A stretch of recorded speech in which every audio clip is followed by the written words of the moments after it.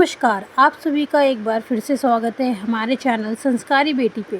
ओम नमः शिवाय, हर हर महादेव। आप सभी को करवा चौथ की हार्दिक शुभकामनाएं। करवा माता सभी का सुहाग अमर रखें और बनाए रखें। एक समय की बात है, किसी साहूकार के 7 बेटे और एक बेटी थी। कार्तिक माह के कृष्ण पक्ष की चतुर्थी तिथि को साहूकार की सभी बहुएं, पत्नी और बेटी ने करवा चौथ का व्रत रखा था। जब साहूकार के बेटे भोजन करने बैठे तो अपनी बहन से खाना खाने को कहने लगे तो वह बोली, भाई अभी चांद नहीं निकला है, चांद को अर्घ देकर भोजन करूंगी। साहूकार के बेटे अपनी बहन से बहुत प्रेम करते थे। वह अपनी बहन को भूख से व्याकुल नहीं देख पाए तो उन्होंने नगर के पास पहाड़ी पर एक दीपक जलाकर चलने की ओट में रख दिया और बहन से बोले, देखो बहन, चांद निकल आया है, अब तुम अपना व्रत खोल सकती हो।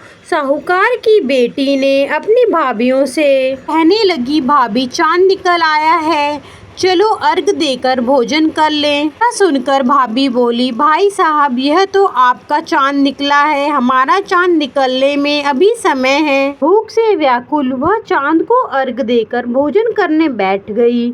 जैसे ही उसने पहला कौर खाया उसे छींक आ गई। दूसरा कौर खाते ही उसमें बाल निकल आया और तीसरा कौर आने ही वाली थी कि ससुराल से बुलावा आ गया, पति बीमार है। कैसी भी हालत में हो तुरंत ससुराल पहुँचे उसे विदा करने के लिए। माँ ने बक्से से कपड़े निकाले, तब बार बार सफेद वह काले कपड़े निकले। वह बोली, माँ तुम यह सब रहने दो। माँ घबराकर बेटी से बोली, बेटा रास्ते में जो भी छोटा बड़ा मिले सबके पैर छूती चली जाना और जो भी कोई बूढ़ सुहागन होने का आशीर्वाद दे तब तुम वहीं अपने पल्ले में गांठ बांध देना। वह बोली, ठीक है माँ। वह अपने ससुराल चल दी। रास्ते में जो भी कोई उसे मिलता वह उनके पांव छूती चली गई। सबने उसे सुखी रहो, खुश रहो, पीहर का सुख देखो, यही आशीर्वाद दिया। ऐसे ही वह अपने ससुराल पहुंच गई। ससुराल के आंगन में छोटी ननद खेल रही थी। जब उसके पांव छुए तो उसने आशीर्वाद दिया, सदा सौभाग्यवती रहो, पुत्रवती हो। यह सुनते ही उसने अपने पल्ले पर गांठ बांध ली। फिर वह घर के अंदर गई तो उसने देखा उसके पति का शव रखा है और उसे ले जाने की तैयारी हो रही है। वह बहुत रोई। जैसे ही उसके पति को ले जाने लगे वह रोती हुई बोली, मैं इन्हें कहीं नहीं जाने दूंगी।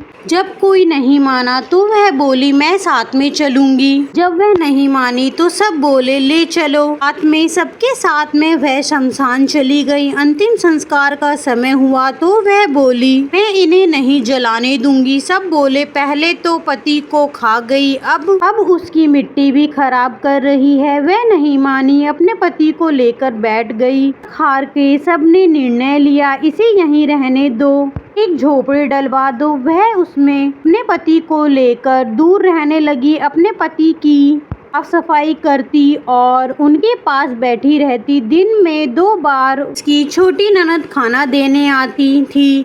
वह हर चौथ का व्रत करती थी, चांद को अर्घ देती और जब चौथ माता आती और कहती, करवोले करवोले भाइयों की प्यारी करवोले, घड़ी बुखारी करवोले, तो वह चौथ माता से अपने पति के प्राण मांगती। पर वह उसे यह कहती, हमसे बड़ी चौथ माता आएंगी तब उनसे अपने पति के प्राण मांगना। एक एक करके सभी चौथ आई और सभी यह कहकर चली गईं। अश्विन की चौथ माता बोली, से कार्तिक की बड़ी चौथ माता नाराज हैं, वही तेरा सुहाग लौटाएंगी। तू उनके पैर मत छोड़ना और 16 सिंगार का सारा सामान तैयार कर लेना। जब कार्तिक की बड़ी चौथ करवा चौथ आई तो उसने अपनी छोटी ननद से 16 सिंगार का सुहाग का सामान मंगवाया और करवे भी मंगवाए। जब सास को यह पता चला तो वह बोली, पागल हो गई है, जो मांगती है दे दे। 2 साहूकार की बेटी ने करवा चौथ का व्रत रखा, चांद को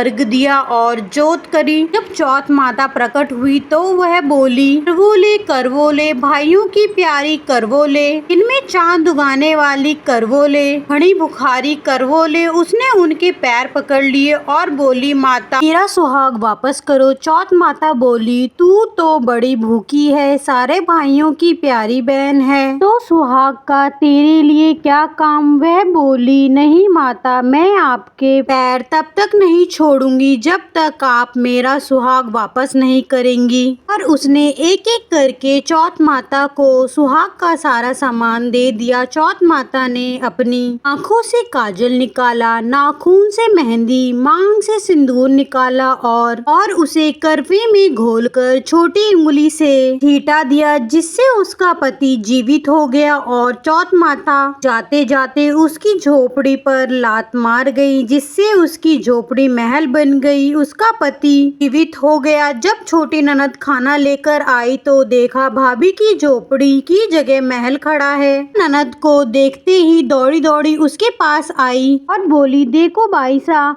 आपके भाई वापस आ गए हैं, घर जाओ सासू जी से कहो गाजे बाजे से हमें लेने आए। छोटी ननद दौड़ी दौड़ी माँ के पास गई और बोली, माँ भाई जिंदा हो गए हैं। माँ बोली, भाभी के साथ साथ तेरा भी दिमाग खराब हो गया है। वह बोली, नहीं माँ, मैंने देखा है, सच में भाई जिंदा हो गए हैं। सभी घर वालों ने गाजे बाजे के साथ अपने बेटे को लेने पहुँचे। बेटे को जिंदा देखकर सास बहू के पैर छूने लगी और बहू सास के पैर छूने लगी। बहू बोली, देखो माताजी, आपके बेटे वापस आ गए हैं। सास बोली, बहू मैंने तो साल भर पहले ही इसे भेज दिया था, ये तो तेरे भाग्य से वापस आया है। हे चौथ माता, जैसी कृपा आपने साहूकार की बेटी पर की, वैसी ही कृपा इस कहानी को कहने, सुनने और हुकार भरने वाले सभी पर कृपा करना, सबको अमर सुहाग देना। जय चौथ माता की, सबका जीवन सुखद करना। जय चौथ माता की, जय माता पार्वती की, जय शिव शंकर। ओम नमः शिवाय, हर हर महादेव। आपको ये कथा कैसी लगी कमेंट बॉक्स में जरूर बताएं। और अगर आपने अभी तक हमारे चैनल संस्कारी बेटी को सब्सक्राइब नहीं किया है तो चैनल सब्सक्राइब करें, वीडियो को लाइक करें, ज्यादा से ज्यादा शेयर करें। धन्यवाद।